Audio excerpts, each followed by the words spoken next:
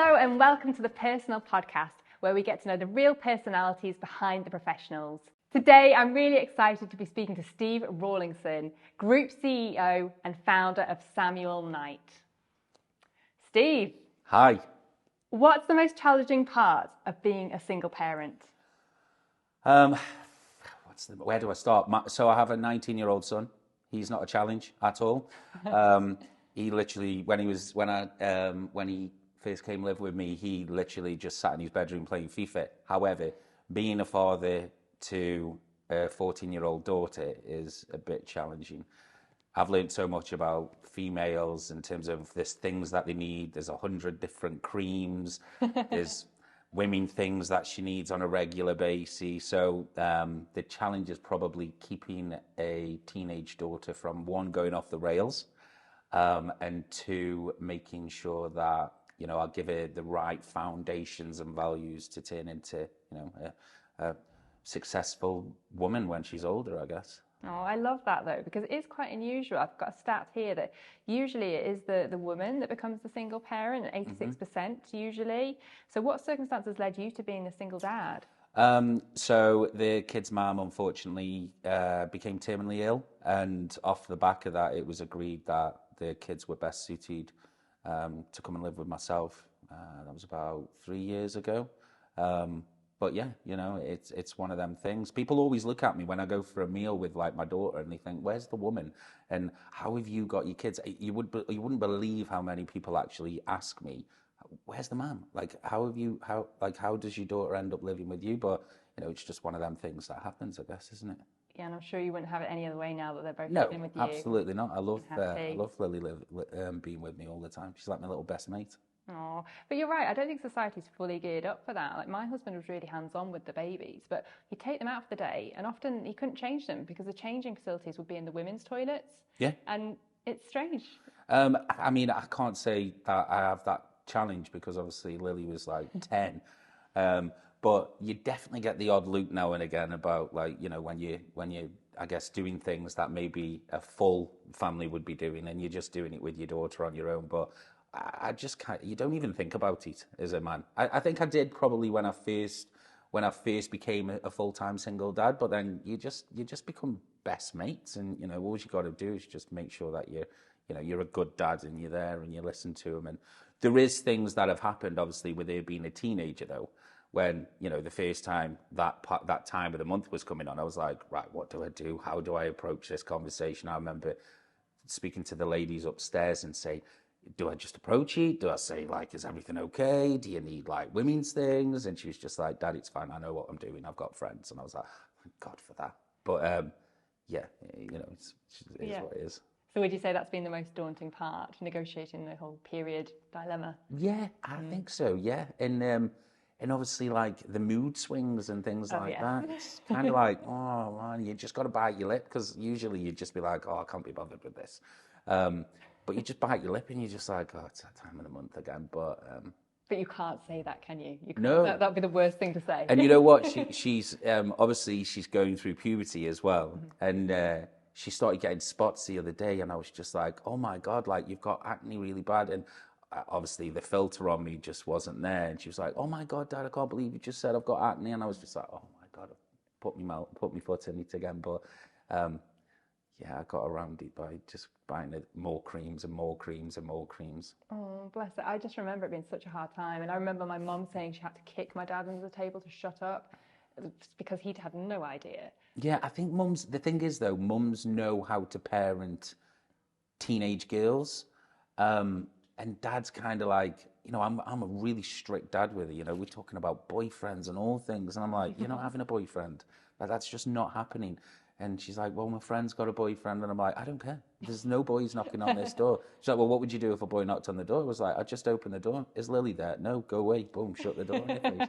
And she's like, oh, my God, Dad, you're so strict. And she calls me overprotective, but I think that's just, that's just the way that I am. Yeah, that is lovely, though, as well. And yeah. I don't know if she'd say that, though. Huh? Maybe not right now, but like, I think... Give me a bit of freedom, Dad. Well, and there is the danger that she goes the other way. Yeah. I don't think that'll happen. She's very, she's focused on school and she knows what she wants to do when she grows up. And, she comes in, she does her homework and, yeah, she's a good kid. She's a really good kid. Oh, lovely. And my son's, he works for Samuel Knight. He's a, Oh, wow, he's a good lad. He's come through the ranks, and I think I did a good job with bringing him up. He's got good values and he's got a good personality.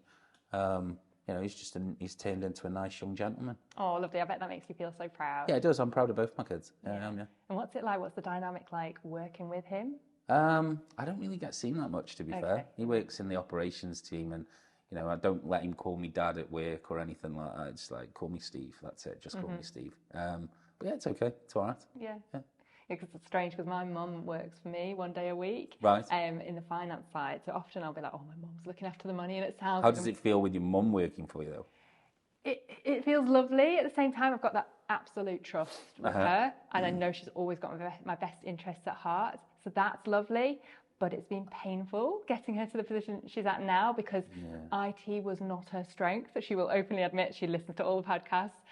IT, she was terrible at. And she'd just grown up without it. She hadn't needed it. So many arguments, so much time me tearing my hair out, trying to get her to do a simple task on IT. Open Word. Yeah, I couldn't imagine working with my mum. Yeah. Definitely not. That just wouldn't happen. One funny story, though, is like, she called me one day, she's like, I can't find any of the files, and these are like my accounts and everything. And Mum's pretty important. So came round, I was looking everywhere, and I thought, well, this just not here. Like, there's one last place to try, the recycle bin. Obviously, they were all in there. I just thought it was like a folder. Oh my God. Yes. So luckily they were still in there. And you let her loose back on your PC after that? Yeah, I know. Who's the stupid one? I don't know how I would feel about my mum saying, I'm going to come and work in the business. It just wouldn't happen. It's just not going to happen. No. My mum's old as well.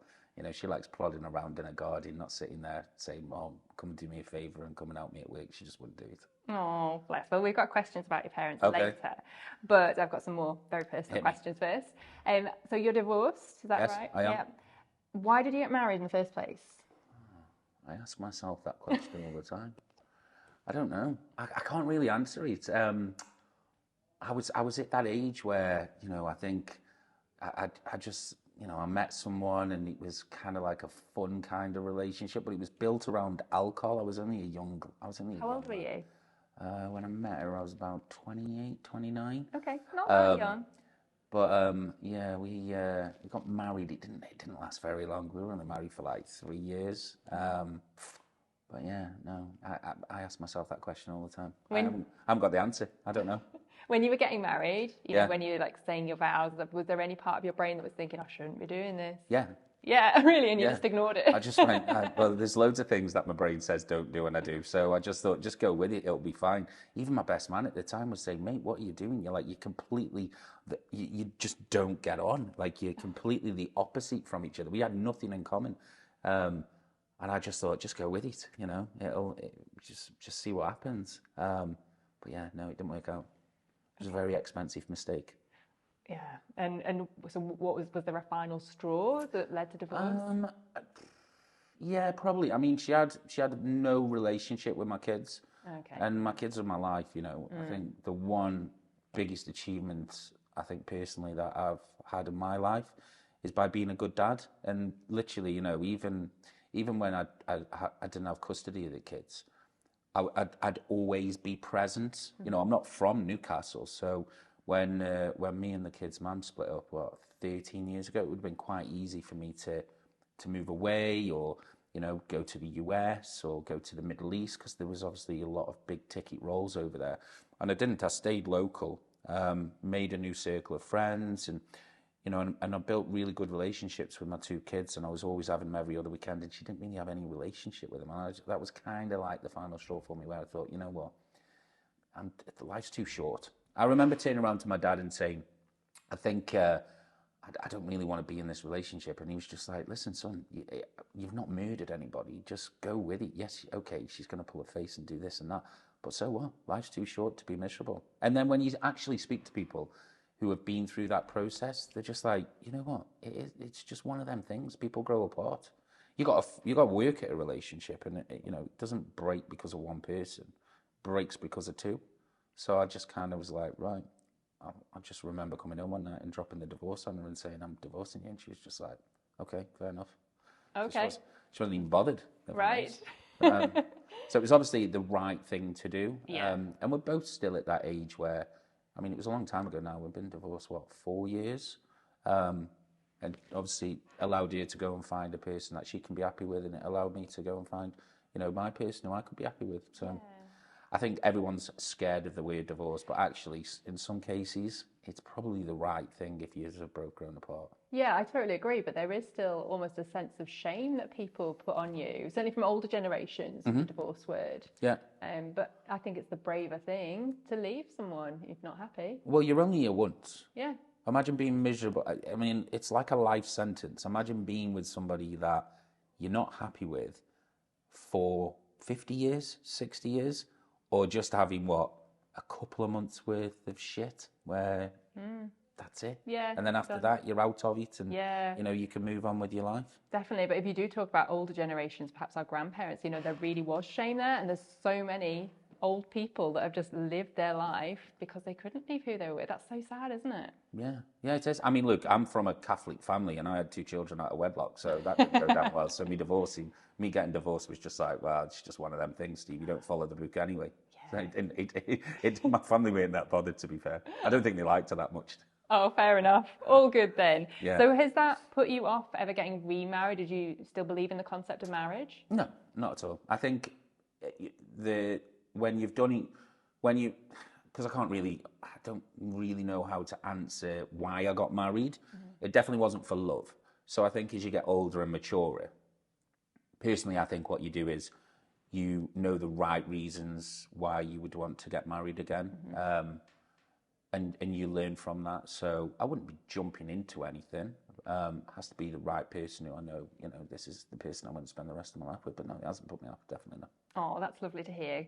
Yeah, I think it's just one of those cultural norms that people are expected to do. You find someone around a certain age, people think, oh, right, well, you'll get married now, and then you'll have kids and stuff like that. And I hate conforming to what society expects. Oh, same me, hate it. But here I am, I'm married, but I loved it. It was more about the day and just celebrating love in front of people that you love as well. Yeah. But it didn't really change anything. And I think it's for people that expect. And you've got an amazing relationship with your husband as well, yeah. Well, it's hard as well at times. It is amazing, but we have to put the work in. And with kids, it's like anything, really, though, isn't it? Yeah. And people think that love, that fairy tale, it comes naturally, and if you have to work at it, it's not working. Whereas it's the opposite, I feel. Yeah, I agree. Too Disney. People are expecting Disney, and it's not always like that. I think it exists out there somewhere, though. Oh, definitely. My parents are fantastic role models of that. Right. They married at about 20 and they still seem so happy and in love. And I think that's just magical. That is amazing. That's inspiring. Definitely. Yeah, I've got goosebumps now. Okay, we'll leave the marriage topic for a bit. Okay. What's your earliest memory? Earliest memory. My brother, so I've got 2 brothers, and for Christmas one year, I think it was about 6, my mum bought me a BMX, and it had a red grill on the front of it. And I remember my older brother throwing a brick through my red grill on this brand new bike. So I unloosened his handlebars. So when he went down some steps, the handlebars came off his bike. And he came off and cut all of his arm and everything, and it didn't go down well with the parents. But that's my earliest memory. Yeah. Okay, I'm not surprised that's stuck in your memory. Is it your brother's earliest memory? I'm not sure, probably. Or can you not remember because of the injury? I don't know. He wasn't very happy. He was a little bit older than me. Oh, bless him. Well, yeah, so quite naughty. Did you have a happy childhood? I mean, happy for me. I don't know if it was happy for my mum and dad. Or your brother. Or my brother. I'm the middle kid, right? So I've got an older brother and a younger brother. So I was always the one that was kind of left alone to do whatever I pretty much wanted to do. I heard about the middle child. I'd heard about it, but I didn't know whether or not it was actually true. Is it true? I don't know. I mean, the more I read into it, the more you kind of think, actually, I went through that. So you got my older brother who was like the firstborn. So he's like, the favourite one. It was like, you're the firstborn. Oh, you can't do any wrong. And then my younger brother was like, he was the baby. So it was like, oh, we've got to look after Mick. So I was kind of like, Steve's fine. Let's just let Steve do what he wants. So I think for me, I had a happy childhood, but I was a naughty little boy. Like I caused carnage for my mum and dad. But I think I was just bored. I lived in a a really dull area where there wasn't like these clubs that kids can go to, and my mum and dad didn't really have much money, so there was not really like hobbies or anything like that. Like, it was just one of them things where you went out in the streets and, you know, you played with your friends, and then it went from playing to getting chases and just basically being a little shit, really. Yeah, you're certainly painting that picture. But it does make me think, like, how much of naughtiness comes from boredom? Oh, for me, it was 100%. Like, there was nothing else to do. And I think it was that, like, probably thinking back into my childhood, it was the boredom, but it was also the excitement of getting a chase, you know? It was kind of like, you know, jumping over somebody's hedges and bomber knocking on the door and then coming out and chasing after you. It was just fun, you know? It was just good crack. Yeah. But it was harmless fun. It wasn't like, you know, there was no like malice there. It was just like just having good fun, you know. Definitely. I can relate, you know, especially at school. And, you know, I don't want to paint a picture of super intelligent, but I did well at school. And I think often I was bored. And so I would cause like mischief for other people and the teachers. But it was always cheeky fun, never kind of like malice. Yeah. Mine at school was probably... Like, I knew that my intelligence, I was in top sets for everything. So I used to frustrate the teachers because they'd be like, if you excel yourself and if you push yourself, you can go to university, you can do this. And I remember just thinking, I don't even want to be here. I hated school so much. I liked the element of spending time with my friends, but I just didn't like going to school. So, you know, I was just a little shit at school. Yeah. I think my teachers, when I got expelled from the first school, I think they were just like, thank God for that. And then I went another school, and then I got expelled from that school, and I was just like, I just didn't want to be there. I hated it. Interesting. And how did the third school work out? I never ended up going back to school. Okay. So I left school at 15 years old with like no GCSEs, no qualifications or anything, and then just went straight into work. And then it's funny because as you get to a 40-year-old, I'm a big believer in self-developing, and I've been like this for years. And I love further education, and obviously just graduated from Oxford. Awesome, and congratulations. Thanks. And now I'm at Northumbria doing a master's in business and psychology. And I remember phoning my dad and saying, when I got into Oxford, and he was like, you didn't even go to school when it was free, so why are you going now when you have to pay for it? And your mindset changes, doesn't it? Because I did, you know, I loved learning. I just didn't like school. I always said to me, oh man, if they pay me to come, I'll go. It was just like, they're not going to do that, son. I was like, well, I'm not going.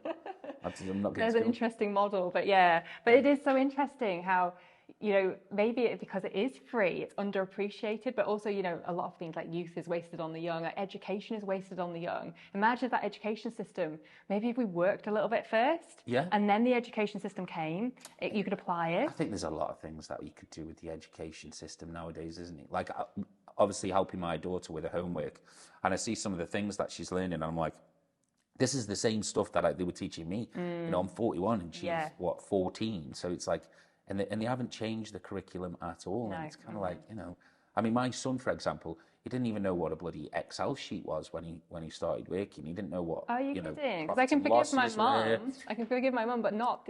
He didn't know anything about profit and loss or general, like, just how to run a business or how to live and survive. You know, he's got all of that from me, I guess. Why aren't they teaching kids this? I don't know. It's it needs a movement, doesn't it? Yeah. Someone has to make a change, but then how do you change something that's governed, that's outside of your control? It's such a massive system, isn't it? Hierarchy. Well, you can get, you know, my daughter, obviously, she's what, 2 years away from doing the GCSEs, and she started stressing already. And I'm like, oh my God, if you're stressing now and they're not for 2 years, what are you going to be like when they're close? And she's telling me some of the subjects that she's chosen in school, and I'm just like, that doesn't warrant whether or not you're going to be successful in life. No. Like, if you you know, put yourself forward for something and excel and work hard, just because you've got a GCSE in bloody geography or RE doesn't necessarily mean that, you know, you're going to be any more successful than the person who doesn't have GCSEs or A levels. You know, I've done all right, and, you know, I left school with no GCSEs and nothing. And quite often you find that's the case with entrepreneurs as well. right? Do you think it's that rebel within them who, you know, you want your own system, you want to create the system to excel in, not someone else's? Probably a little bit of that, yeah. I think it's just that. I think what happens is if you leave school with no backup plan, this is how I analyse myself now. Is I think you work hard because you've got nothing to fall back on. So you haven't got a degree to fall back on, and you just push yourself and think, I've got to work harder than that man sitting next to me because he's got a degree or he's got A levels or, you know, he's got a master's and I don't have anything. So I need to push myself harder than anybody else in this room. And I think you also get that kind of fearless attitude where you know that you've excelled in whatever you've done. Let's say you do okay. Not everyone does that. Obviously, you've got the knackers out there who don't go to school and then you see them, you know, doing drugs and shit in the streets. But I know some of the most successful people I know in my network, and they didn't go to school, and you know they didn't get A levels or they didn't get GCSEs or degrees, and you know they run some unbelievable businesses, and they just push themselves harder. Yeah. And they've got that kind of like fearless attitude where it's kind of like, I'll just push myself. Almost nothing to lose as well. Yeah, I mean that's the way that life should be anyway, isn't it? Yeah. I remember seeing this meme on Instagram, and no matter what happens in life, you're on the winning side anyway because you've been born. So just push yourself and have that kind of like fearless attitude of I've got nothing to lose anyway, but everything to gain.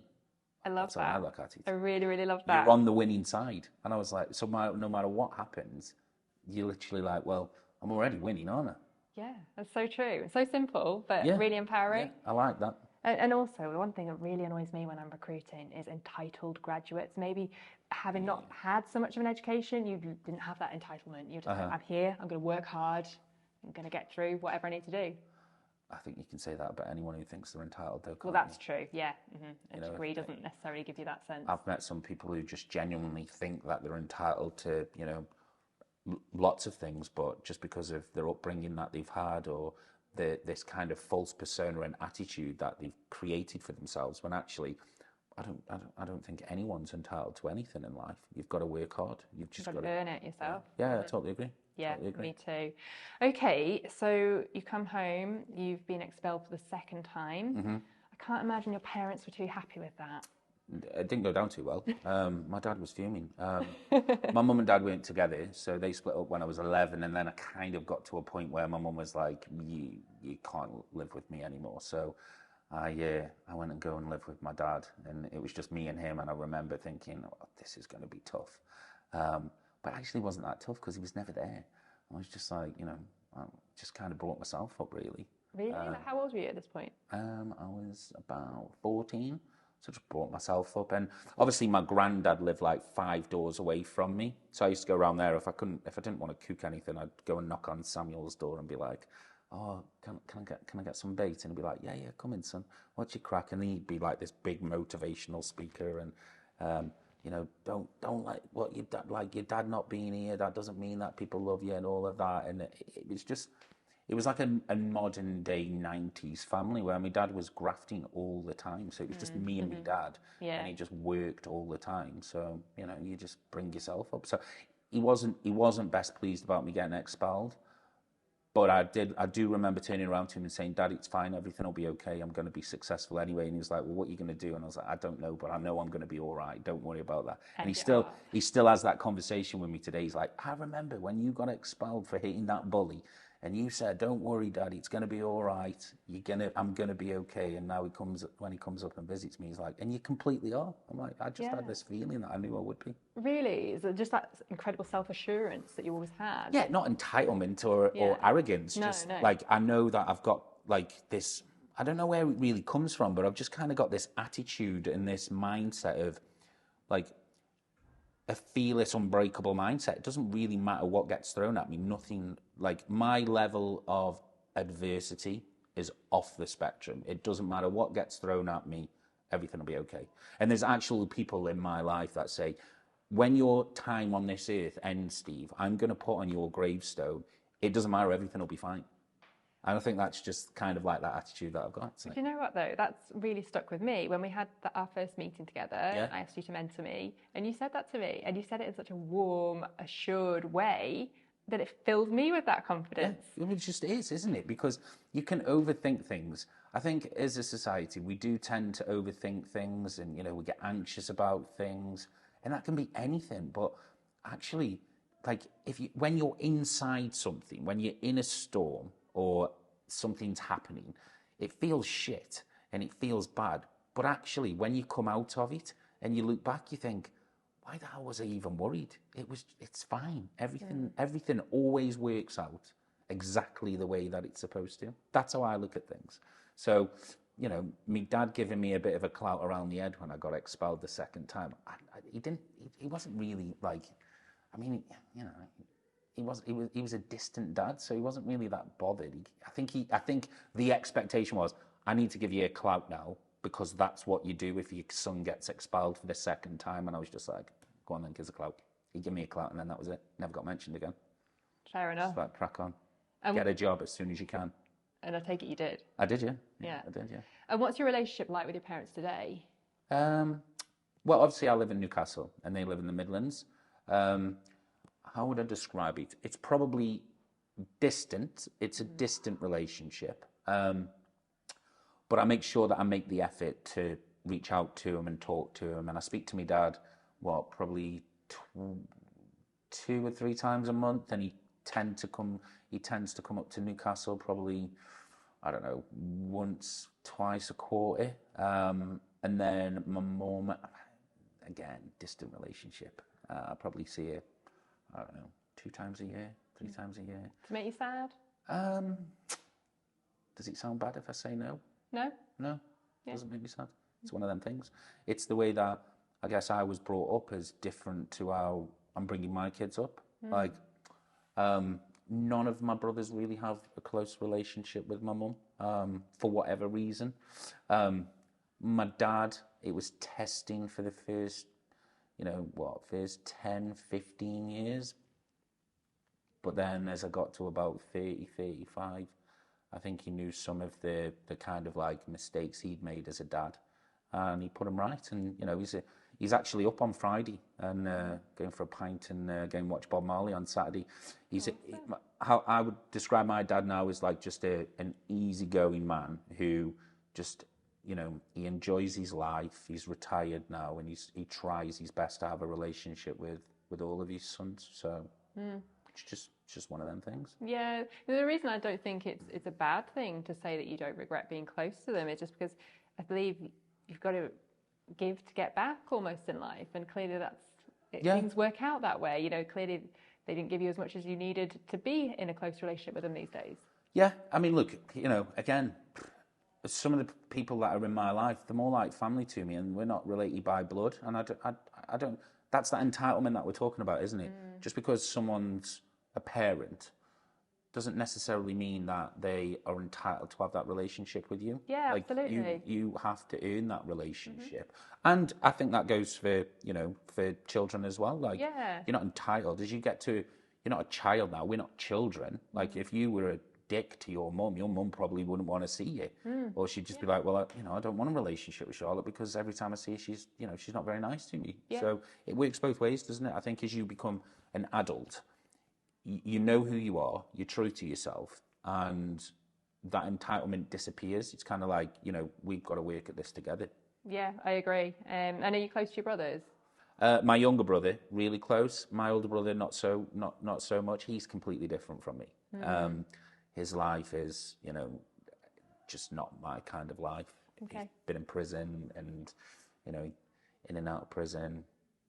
Bit of a waster, if I'm honest. It's not really I don't really associate with him. Yeah. Could you ever see your life end up that way at one point? Or? Sorry to interrupt, but just a quick word about our sponsor, Be Daily. I've been subscribing to the Be Daily now since starting my business.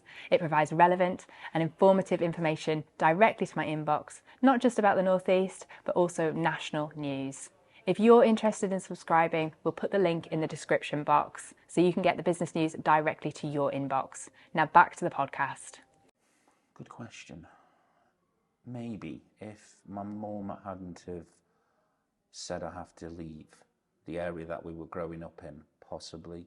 You know, I look back on that part of my life and you remember everything, and I remember sitting and thinking, I'm hanging around with knackers here, and a lot of the people who I was hanging around with as a 13 and 14-year-old, you know, they're either in prison, they're either dead, a couple of them have died from heroin overdoses, or, you know, they're drug users, or they're living on the street. So my mum kind of did me a favour. In fact, she didn't kind of, she did do me a favour. Would I have gone down that route if I'd have stayed where I was growing up? I don't know, possibly, but it didn't happen like that, did it? That wasn't the... I might have been dealt them cards, but I changed them quite quickly for myself. So maybe, who knows? But yeah, it's just interesting. Obviously, you'll never know the answer, but you wonder how much of that's attributed to your mindset of thinking it will all be okay in the end, it'll all work out. Yeah, you know what? I'm quite spiritual as well, and I just think the universe has got a plan for all of us, and that wasn't my journey. Yeah. And I talk to my kids about being spiritual and that, and they're just like, they love it. You know, they're all over that now. I'm glad they Proper educated them on, you know, law of attraction, and, you know, you've just got to go out there, and if you ask for something and work hard, it'll come to you, see, believe it, achieve it, and they just love it. And I genuinely believe that as well. You know, I write my manifestation list down every year, and, you know, I wrote them down in January this year, and by, June, all 6 things that I said I wanted this year, I got. They were there. And it's not like they just come to me. No, you got to work. So I, you know, going back to growing up in that wasn't the journey that the universe had planned for me, you know. I love that. And also, where's that element of education in schools? You could argue there's the churches for that, but even still, it's very outdated. I think you find that way because I was brought up in a Catholic family. And then as you get older, and you start reading and learning, and obviously social media has played a big part, and more people becoming spiritual. It either grabs you and grabs your attention, and you go down that route, or you don't, and, you know, you just kind of look at it and think, you're a bit off, you're not you. But so I think you find that route of spirituality, like the universe, and has it got a plan for you? And if it has, then how do you make sure that you get on that path? So I don't really think it's something that can be taught. I think that's kind of self-taught. Oh, true. Yes, guided by your inner feelings almost, and connected to the universe. Yes, I call it. Absolutely, I totally get it. I'm on that boat. I love it. Yeah, me too. And there's so much I need to learn about it as well. But so many coincidences, and that just aren't coincidences. Yeah. And Well, you can think about every person that brought every person that you've met in your life, every action that you've taken, and every decision that you've made in your life has brought you to this point here. Yeah. And how did you make them decisions? And if you go back and think, oh my God, if I hadn't have been there at that time, I wouldn't have met him, I wouldn't have had my children, or I wouldn't have set up on my own, or I wouldn't have been doing this, and I wouldn't have been doing that. And everything brings you to where you are today as a person. Yeah, it blows my mind, because so many little micro choices as well sometimes, or things that you don't even think are important, but lead you to a destiny in your life. But on the other side, you can make a choice, go down a different path, and then you end up back to where you were supposed to be anyway. Because you were meant to be there, and it's forced you. And it's a journey, isn't it? Totally, everything's a journey, and it's learning to love that journey. Yeah, I agree. I'm learning about, you alluded to your grandfather, Samuel Knight, who I believe you named your business after. I did indeed, Unless that was a very strange coincidence. No, so I take it he was your role model? Or? He was, yeah. He was a good man. He was a hard-working, loving father, amazing granddad. You know, he wasn't really like a business entrepreneur. His success was through, his personal success and wealth was through love that he got from his friends and his family. Oh, I love that. And he was just a good guy, you know. He literally, like, everybody loved him. He was just a really good guy. He was always there to give advice. Even if you didn't want it, you got advice from him. And he was just, you know, some of the advices and some of the values that he ingrained in me as a teenager, you know, stuck with me through all my life. So yeah, he was definitely a role model for me. Yeah, does one piece of advice stand out? Don't ever end on the dole. Okay. That was it. It was basic, you know, it was no like amazing business advice, because obviously he wasn't a businessman. He was a supervisor in a pop bank, but he just said, look, son, you get out of this life what you put in. And if you want to be a dole dosser, you'll be a dole dosser. If you work hard, you won't ever get on the dole. And I remember thinking, I'm never going on the dole, Grandad. Don't worry about that. You know, love yourself, be kind to yourself, love those around you. He was just a good man, you know. He just had really good family values. He's a good guy. And I take it he's not around anymore. No, he's not around. He passed away, 22 years ago. Okay. So I remember when I was setting up my company, I had to ring my nan to ask if I could name my business after him. And she was just like, you know what, Steve, just don't let him down. And I was like, no, I wouldn't do that. And now, obviously, when I look at my business and people say Samuel Knight, I'm like, oh my God, like that's my granddad. Crazy question, but based on our spiritual side of things. Do you ever feel like you're getting spiritual guidance from him? I'd like to think so, but I had one of them psychic medium kind of readings, and the woman did say everybody has a guardian angel. I believe so. Yeah, I do as well. And she actually turned around and said, "Oh, a grandparent is guiding you." But then when she started explaining this grandparent, I was thinking, that doesn't sound like Sammy. Obviously, I got like these goosebumps thinking, oh, Samuel's like guiding me, you're guiding me. And she was like, no, it's not your granddad, it's your grandma. Well, my other grandma's still alive, she's 90 next year. And the grandma who it was didn't really like me. So I was like, oh my God, really? I was going, Sybil. Sybil's my guardian angel. So you should have called it Sybil. What was the name? Sybil Prophet. Sybil Prophet doesn't have quite the same ring, does it? It doesn't. But I only found this out a couple of years ago, that supposedly she's like guiding me and keeping me on the right path. And I was just like, well, you know. Yeah, maybe she was just a little bit misled there, but... Yeah, I think so. Yeah. I'm not sure. Yeah, these psychics or mediums can say anything to you. I know, and it's an easy call to say it's a grandparent. You either go with it or you don't. And the chances are, as a 35, I think I had it done when I was about 35, maybe 35, 37. The chances of all your grandparents being alive are quite slim, isn't it? So she just didn't tell me. But anyway, supposedly it was me grandma, and I was just like, okay, all right, whatever. But yeah, my granddad died. One of my grandparents died when I was 3. He set up the business that my mum and dad worked in, and that inspired me to set up my own. Right. And I've just always felt that he's been a guardian angel of mine. Like, that's amazing. So, and again, I get goosebumps talking about it, but so much so that sometimes if I had a really tough decision to make, I would smell cigar smoke. Really? And again, I don't know if that's like your mind tricking you, because you know, no, there's so much don't go with that. Don't make excuses. If you can smell it, the chances are he'll be there. Yeah, crazy. But yeah, it brings me comfort, and you know, I like to think that that's nice. And the decisions that you make from from smelling that cigar smoke, sometimes the right ones, you know. Sometimes, right. More often than not. But then sometimes, I don't trust my instincts and trust my gut, which I'm learning to do more and more. You've got to go with your gut. Yeah, definitely. So maybe, your gut will never lie to you. Yeah, I'm learning so, yeah. Okay, let's get on to the subject of money. How important is money to you? Not very important. I mean, obviously, you know, being able to give my kids nice things and treat them to nice holidays is... You know, it's a nice thing to be able to do that, but it's never really been a main motivator of mine. No, okay. I mean, some people might say, listen to this, so it's easy for you to say that because you're not being on the breadline, but have you ever? Yeah, of course. I'm from Stoke-on-Trent. I mean, Christ, my dad was a bus driver and my mum was a stay-at-home mum. We had never had any money. I remember opening the cupboard one day and there would not even being any food in there as an 11-year-old, so... You know, when people, and I'm not just saying that, literally we never had any money. My dad's been a bus driver for, 50 years. They don't get paid a lot of money. And some of the best times I've had in my life have been when, you know, I've not had anything. So money's never, again, my view on it is money's never been a motivator of mine because as long as I've got a roof over my head and I'm taking care of my kids as best I possibly can, and I'm giving them love and I'm giving them the life that, you know, I think they deserve, then, you know, I'm doing an all right job, really, aren't I?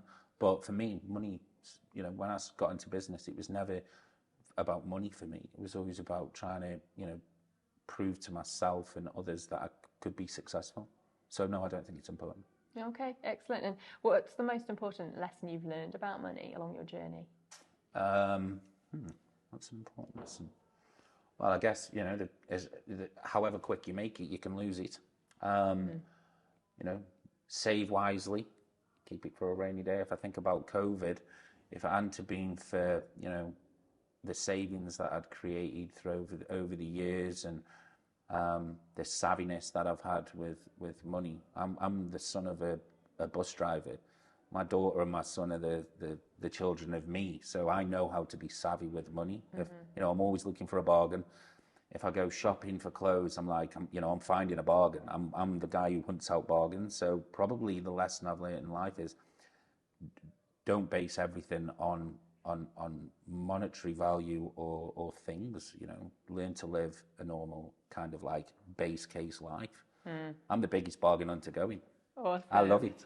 I really am. I'm not joking. My daughter took me into Primark the other week, and I was like, oh my God, I could buy a t-shirt for £5. And she's like, oh my God, you're so embarrassing, Dad. Oh, I've got loads of Primark t-shirts. They just serve a purpose, don't they? It's fine. I see some of these people nowadays, especially in Samuel Knight, and they're walking around with bloody trainers on that cost £600, and I'm like, you're off your nut. Like £600 on a pair of trainers. Obviously, my son, growing up, he wanted the nice things, but that was the reason that I was working hard, not for me, because I wanted him to, unfortunately, modern day society is, you fit in with the kind of clothes that you've got and the things that you can do. And my daughter's the same, she's not got to that point where it's like designer clothing, but she wants nice things.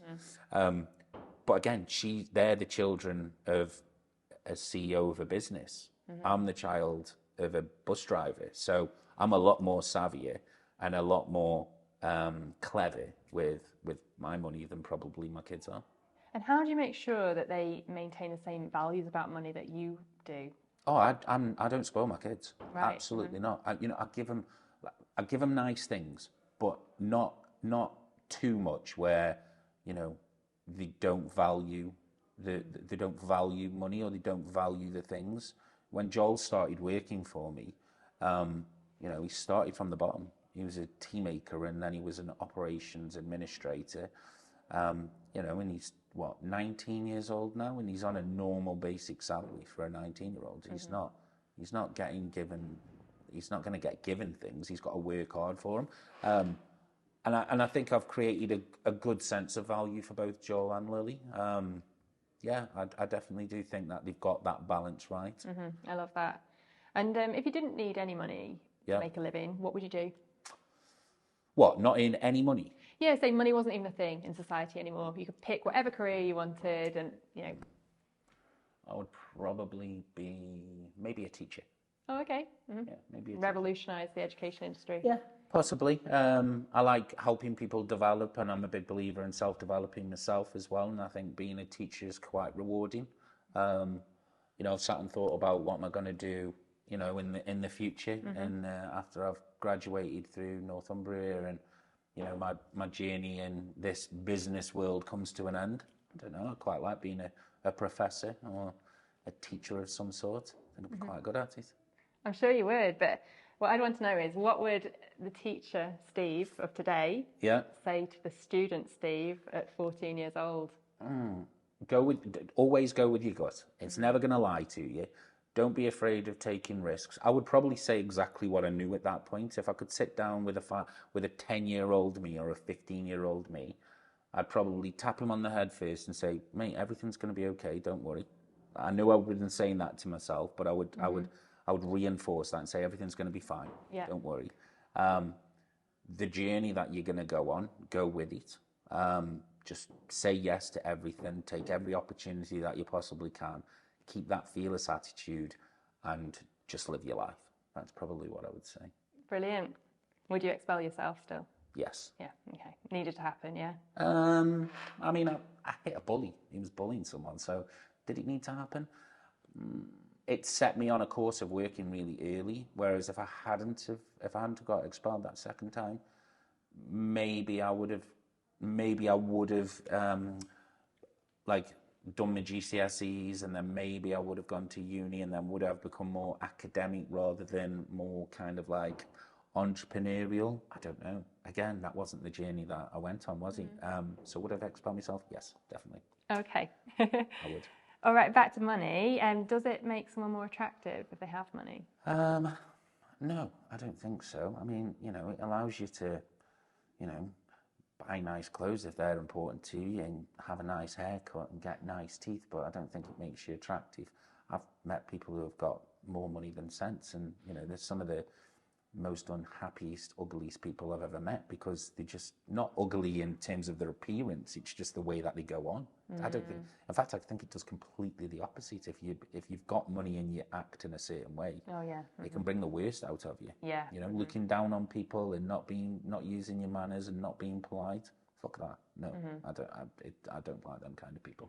I stay clear of them people. Yeah, I don't blame you. I think sometimes some of the positive attributes behind how people become successful and make money, they can be appealing, like hardworking, like tenacious, resilient. I respect those, but often you do associate it with more negative attributes. Yeah, you can do. So that's our bias, but yeah. I don't know. It just depends, doesn't it? If you, I guess it all has something to do with like how you were brought up and your values, and whether or not you respect other people as well. Because, for example, my best friends, they're not CEOs of businesses. They're just some of them got amazing jobs, but others might just be a typical button pusher in a factory, or an engineer that's just starting out in his career. And if I was going around and bragging and talking about things, they're not going to really like that, because that's not their kind. That's not them. So, but it's also not you either. No, it's not. Definitely not me. No, definitely not. No, definitely not. But there is people who like that, and they mingle with them kind of people. So that's fine. I think you find your people who you surround yourself with, and as you get older, that circle becomes really small, doesn't it?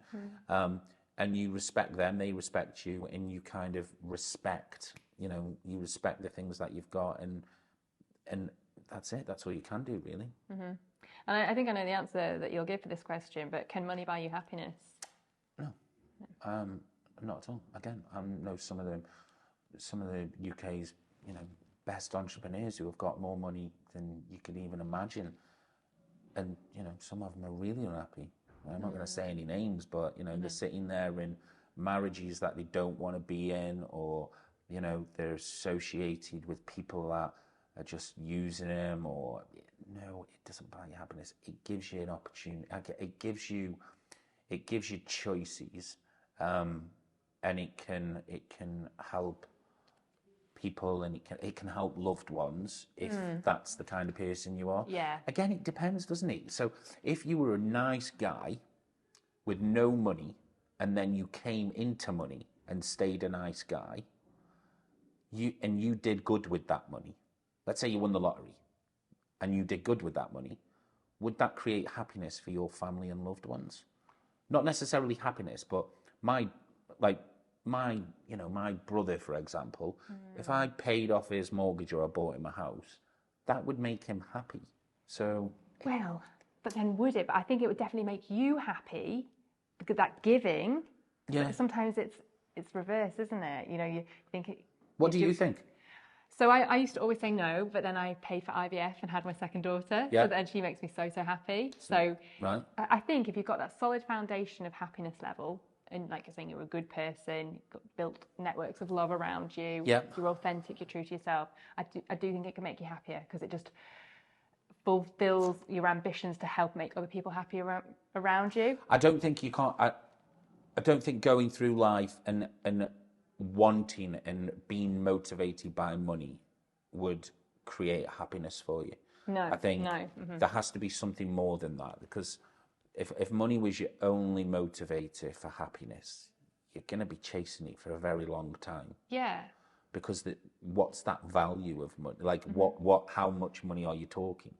So I don't think it makes you happy. It gives you opportunities to make to create a happy situation. IVF, paying off your family's mortgage, or allowing to somebody to go on a dream holiday, or if you ended up creating serious wealth for yourself, doing something good with that, like helping stop homelessness, or helping underprivileged children. Then that if you're the person who's giving that, then that would that make you happy if they're the things that you wanted to do? So yeah, so I think it's like if you've got an ambition that's clearly laid out and money is the fuel to help you fulfill that or the purpose, then I think it'll make you happier. Whereas if you just want to buy stuff because you think it'll make other people appreciate you more, then maybe that's not going to be the answer. No, definitely not. It's a complex subject. Do you consider yourself successful, Steve? Do I consider myself successful? I think I'm doing all right. I think I've done okay. I don't think I'm at the top of my mountain yet, but if I think about where I am today, 5 years ago, would I be happy with where I am today and think, well done, mate, you've done all right there? Yeah, I would, yeah. But do I think I'm successful overall? I'm nowhere near the top of the mountain. It's so subjective, isn't it? Yeah, I'm 41. I've got a lot of things that I want to do, and in business and both personally and professionally.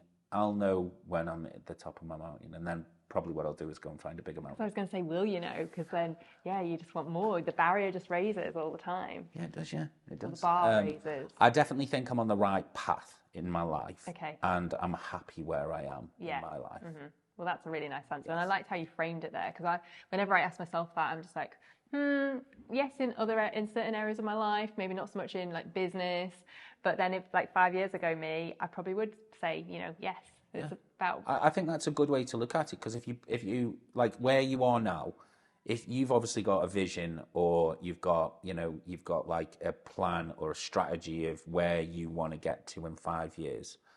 If you're at that point in 5 years, the chances are you won't remember saying them things to yourself today. Yeah. Mm-hmm. And in 5 years, you'll go, well, no, because I haven't got this and I haven't got that, or I want to do this and I really want to do that.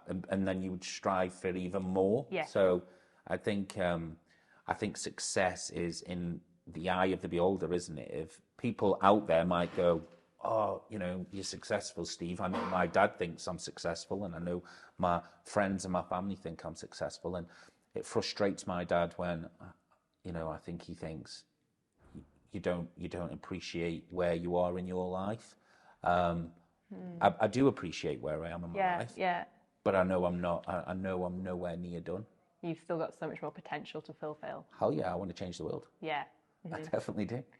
There's a quote that sticks with me where it says on the definition of hell is, on your last day on earth, the person you could have become meets the person you became. Wow. That's powerful. Deep. Yeah. I like that. Yeah, I'm thinking about getting it printed and putting it on my door before I leave every day. I read that too. That's good. Yeah. I like that. Really have strong. To stick with me. Good. That's good advice. I like that. Brilliant. And what do you think the traits are of what you would class as a successful person that are different from those that you wouldn't say are successful? I mean, it's quite an open question, that. Anybody, look, this is my view. If I worked in McDonald's and I was progressing my career and I was getting my job satisfaction and I was enjoying working at McDonald's, that doesn't make me less successful than someone who's a big CEO of, a major corporation, because everyone's motivated by 5 things. And then 5 things are job satisfaction, status, progression, recognition, and achievement. You just need to find out for you which one's the most dominant one. So the traits of someone who's successful, I know what my traits are. So my traits are that kind of fearless go-get attitude, and nothing scares me. Nothing. That is literally the way I look at life. Is I'm on the winning side. So no matter what happens, I'm just going to go for it. And that fearless attitude, that fearless, I don't even know how to describe it. It's just waking up every day and knowing that I'm going to push myself. I'm going to raise the bar. I've got this fearless attitude and I'm going to go for it. And if someone comes to me with an idea in business, I don't analyze it there and then. If it feels right in my gut, I say, right, let's do it. And then we do it. And then as we're doing it, things will pop up and I'll say, okay, this is going to be a challenge. That's going to be a challenge. this might not work, that might not work, but I've still tried it for that individual that's approached me about that idea. So the traits of a successful person are different for different people. Yeah. But for me, it's that kind of fearless, go-get attitude where nothing scares me, nothing in life, just go for it. That was going to be one of my questions. I was like, what are you most afraid of? Nothing. Probably letting people down. Okay. In terms of, I've got obviously a lot of staff that work for me. I've got my family. I've got my friends. Obviously, I'm a full-time single dad with my daughter. Yeah. And, you know, if anything ever happened to me, that kind of is the only fear that I've got, where if something ever happened to me where, you know, I took my last breath on the earth and it wasn't my time, maybe being daft or, you know, driving too fast or not wearing my seatbelt or, you know, just something happened to me, that kind of gives me a little bit of fear that I would let a lot of people down. But I don't get anxious about that. I just kind of think it's not going to happen. As long as I stay on my path and I stay in my lane, I don't really drink, I don't take drugs, I don't do anything that would risk my health, then that shouldn't really happen. Oh, I know, I hate talking about it, but that is some people's fear. So yeah, it's certainly one of mine. Fear. Yeah, the fear is not being here and seeing my kids grow up and have children and graduate and get married. Like, it's not the fear of business, or it's not the fear of relationships or anything like that, because they come and go. You know, if a relationship ended tomorrow, then, you know, a new relationship could start again in 2 years' time. If a business went tits up today, then if you've got that fearless go-get attitude, then a new business can arise tomorrow. But, you know, if you're not here and you're not seeing the things that you love grow, nurture and move on in their lives, then yeah, that's probably the only thing that I'm afraid of. Not really anything else. That's the same for me, but I'm afraid of a lot of other things as well. Right. But so, again, a lot of that's kind of guided by this really kind of relentless, positive inner voice that you've got. What are you afraid of? Oh, we don't have time to go through all this, Steve. Really? But, main one? Oh, definitely the same as you. Okay. Not being able to see my children grow up. Okay. And also kind of them growing up without their real mother in their life. Yeah. And that terrifies me. But so many things. I'm figuring out I'm a bit of a catastrophizer in my own head. It's like the inner voice. You overthink things? I overthink things. Yeah, don't overthink things. I know, but how do you stop it? Literally, you just got to control your thought process and think. Look, I'm a great believer in whatever you think, 9 times out of 10 it becomes reality. Oh, I know, and that worries me. So if you think shit will grow. Okay, shit grows on shit. If you think positive, and this is why I say to everybody in my life who I meet, everything will be okay. Even if I thought it wasn't going to be okay, I'm not going to project that out to the universe, because then that means that I'm actually thinking, shit, this could go wrong. So whatever you think, 9 times out of 10, that controls your kind of conscious mind. Yeah. So just don't overthink things. Oh, I know. I'm definitely working on it, and I'm definitely getting better. And I don't know if it's part of the natural kind of when you become a mom, and obviously it was for the second time, your protective instincts kick in. You think, oh God, if they ran onto the road, they could get squashed, that sort of thing. Look, that is true. I think being a parent and worrying about your kids is, you want your kids to, you know, grow up, and you want them to be safe, and especially in the modern day world with, you know, gangs and everything that's going on in the world. But you can't, you know, I remember sitting there and thinking that you can't wrap them up in kind of this little bubble and the hope that they'll be okay, because they have to go and experience life. It makes it worse, doesn't it, if you do that? Yeah, and you would hope that they would make the right decisions for themselves, where they wouldn't put themselves in a situation that any harm could come to. Definitely. And actually, that's my biggest fear, something happening to the kids, like then second me, you know, being alive to see that happen and go through that must be horrific. But, yeah, I can't imagine it. I mean, especially as a mum, you know, it's not... But even as a dad as well, like, why do you say especially as a mum?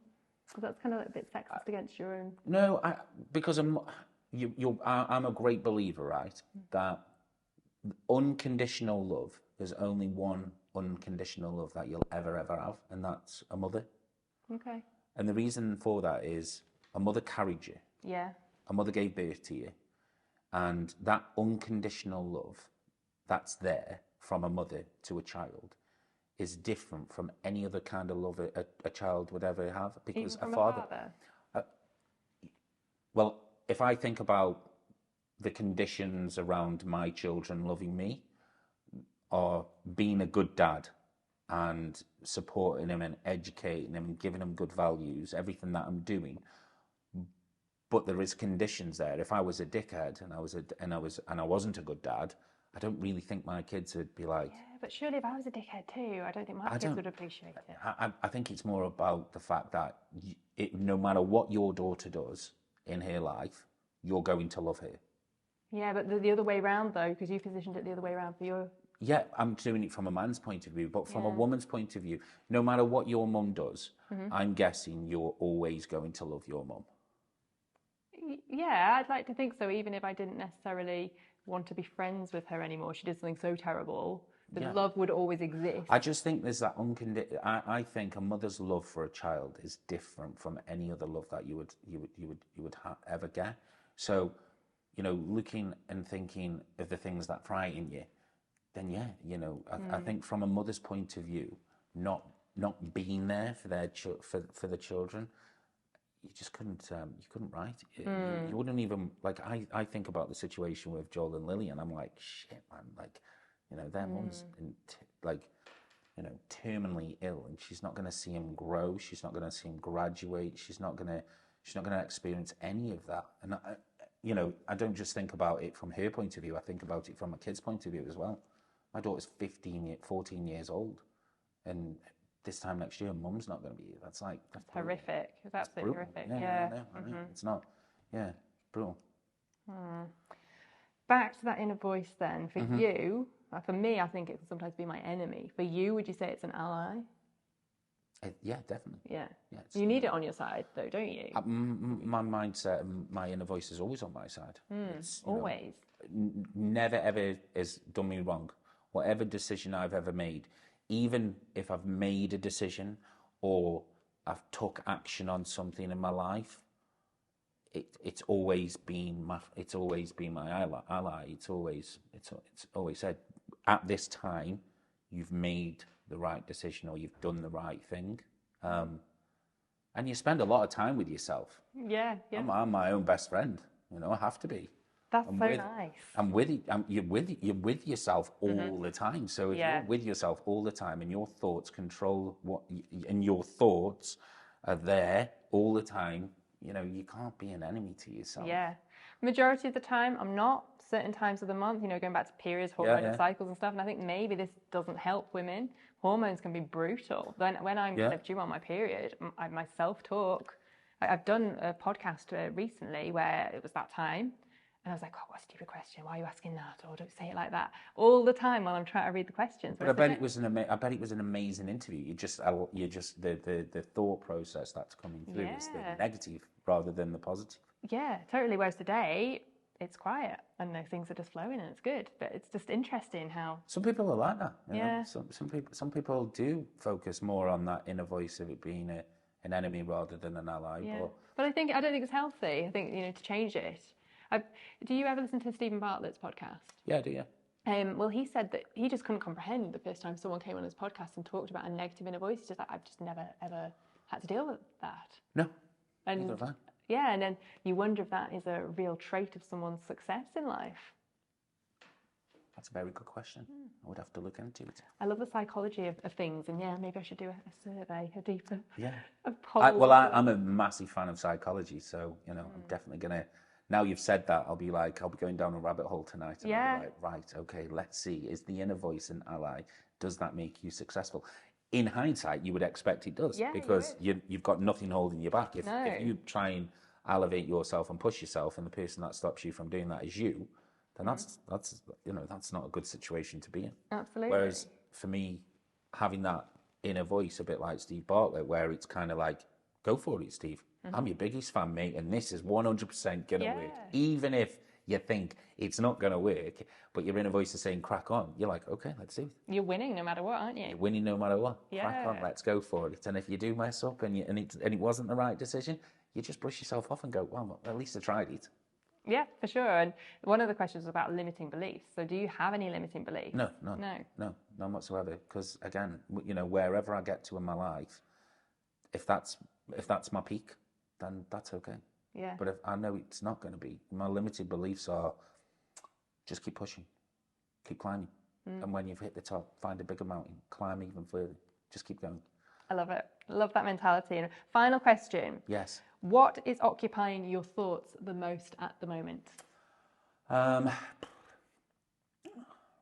Probably my daughter. Okay. Just because of her personal circumstances with her mum and whatnot, and making sure that she's going to be okay. My son's obviously a lot older, but yeah, I would say my daughter. And obviously, being a teenager, it's not easy being a teenager in today's world. No. You know, she tells me some of the things that go on in her school and this social media element, and trying to remove her from that social media. That's the kind of social media element. It's really difficult because what you don't want to do is isolate your children. You don't want to isolate your children. Yeah. But you also don't want to put them in a situation where, you know, it does still happen, unfortunately, online bullying and these bloody WhatsApp groups that are created in school. So I would definitely say my daughter takes up a lot of my thought, because I want to make sure that she's, you know, that she's okay. And, you know, I love my kids. So I would say my kids. And then secondary, you know, business, I guess. But I know business will be fine. So it doesn't take up any of my mind, because I just think, well, you know, if anything happens with it, I know I'll be okay anyway. It's not a driver. Everything that you create, my view is, you created it. You're the creator of your company. You're creator of your future, of your destiny, or whatever you've created. You are the creator. So if it didn't work out, you could create it again. So, but you can't, if you mess up with like things that are really important to you, loved ones, you can't really change that. You got to go back and fix it. You can't fix, you know, if a company went bust, or, you know, I don't know, you weren't happy about your football team doing too good, or, I don't know, a relationship or anything like that. They're just hygiene factors. They're not there forever. They're not a given. But loved ones, family, that is a given. Like, it's your family. Do you know what I mean? So, yeah, most of the things that occupy my mind are my family. Seeing my dad at the weekend, going and watching Bob Marley with him, seeing my daughter, making sure everyone's happy, you know, and loved. That's it. Oh, well, that's a lovely way to end the fixed questions, but we go into our regular questions. We've got 10 questions. Okay. We say quick fire. Sometimes they linger on a little bit. So it's on a scale of 1 to 10, 1 being worst, 10 being best. How would you rate yourself at the following 10 things? Hit me. How good looking are you? 6. How funny are you? 10. How good at cooking are you? 10. How good at singing are you? I probably think an 8. My family probably think I'm about a 1. What's your alcohol tolerance like? Weak as shit. I can't drink for Adam. I'm terrible. I have 2 pints and I'm going home. Nice and cheap though. Yeah, cheap date. 2 pints and I'm away. I'm dropping the shoulder. I'm going home. What's the score then? 2? What, on drinking? Yeah. 2, easy. 2 pints. Parenting? 10. Awesome. Friend? 10. Intelligence? 8. Brilliant. Kindness? 10. And sex? 10. Awesome. Almost 10 out of 10 for everyone. Grand. Thanks, Steve. No worries. Hi, it's Ryan from Harvey & Hugo, and I am the videographer here. So, are you looking for a new way to stand out in today's crowded digital landscape? Well, look no further than podcasting. Here at Harvey & Hugo, we specialise in creating and producing high-quality podcasts that engage and inspire audiences. And with our comprehensive production services, we'll take care of all the technical details, from the recording and the editing to the distribution and the promotion. With millions of listeners tuning in every day, it's the perfect time to start connecting with them on a deeper level. Let Harvey and Hugo help you unlock the power of podcasting and take your message to the next level.